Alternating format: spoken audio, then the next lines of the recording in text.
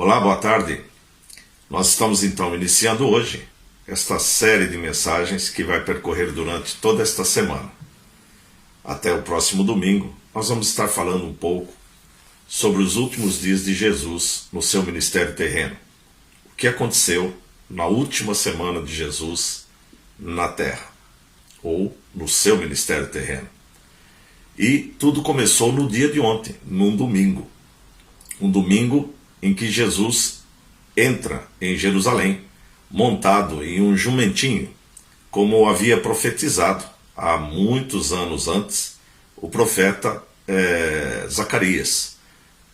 Ou seja, o que ali está a ser descrito é que Jesus veio e cumpriu toda a profecia que estava no Antigo Testamento. Jesus então começa a entrar na cidade de Jerusalém e as pessoas, principalmente ali os seus discípulos, colocam sobre o jumento as suas capas. Jesus monta nesse jumentinho e conforme ele vai chegando em Jerusalém, pessoas, a multidão que estava ali perto, estava próximo, começa a cortar folhas de palmeiras e começa a colocar no chão por onde Jesus iria percorrer. Isso era uma tradição judaica. Sempre que um rei entrava triunfante na cidade, o povo judeu fazia desta mesma forma. Isso aconteceu, por exemplo, com Saul. Não vamos ler a história, mas se você tiver interesse depois, você pode fazer isso. Também leia Reis e você vai ver isso acontecendo. Ou seja, isso era uma prática judaica.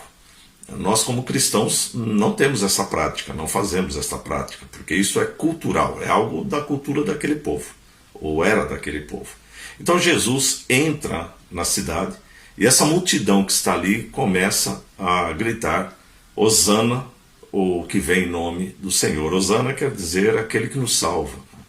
E há toda uma conotação em volta disto. Não vamos também entrar muito nessa questão para não ficar muito longo, né? Então Jesus entra na cidade e logo que ele chega na cidade, ele então fica por ali um tempo. Mas no final da tarde, Jesus sai da cidade, vai para Betânia. No outro dia, na segunda-feira, que seria então como se fosse no dia de hoje, Jesus sai de Betânia voltando para Jerusalém, rumo novamente a Jerusalém. E pelo caminho ele vê uma figueira. E essa figueira estava muito verde, muito bonita. E ele então teve fome e vai até essa figueira ver se achava algum fruto. E quando ele chega nessa figueira não havia nada ali para ser comido, não havia nenhum fruto. Era até algo natural, porque isso aconteceu em março, e em março não há figos. Os figos é ali por volta de junho. Então Jesus, vendo aquela árvore daquele jeito tão verde, ele amaldiçoa, dizendo então que ela nunca mais daria nenhum fruto. Interessante, porque nós podemos perceber que muitas vezes também nós conhecemos pessoas assim, que elas são muito exuberantes, né? Têm uma boa impressão, uma boa apresentação, mas não tem frutos. Cristão que não gera frutos é apenas uma figueira sem frutos. Então fica ali também um ensinamento para nós. E Jesus entra novamente em Jerusalém e ele vai ao templo para orar. E quando ele chega no templo, ele observa que o templo estava cheio de cambistas, de pessoas, né, ali a fazer os seus negócios. Na realidade, parece que o templo havia se transformado em algo turístico, né, alguma coisa assim que as pessoas iam ali para fazer as suas... iriam mais ali para fazer as suas devoções, mas não como algo espiritual. Jesus fica irado com aquele momento e diz a palavra do Senhor que ele derruba todas aquelas bancas, né? E demonstrando toda o seu zelo, né? A palavra do Senhor diz que o zelo pela casa do meu pai o consumiria.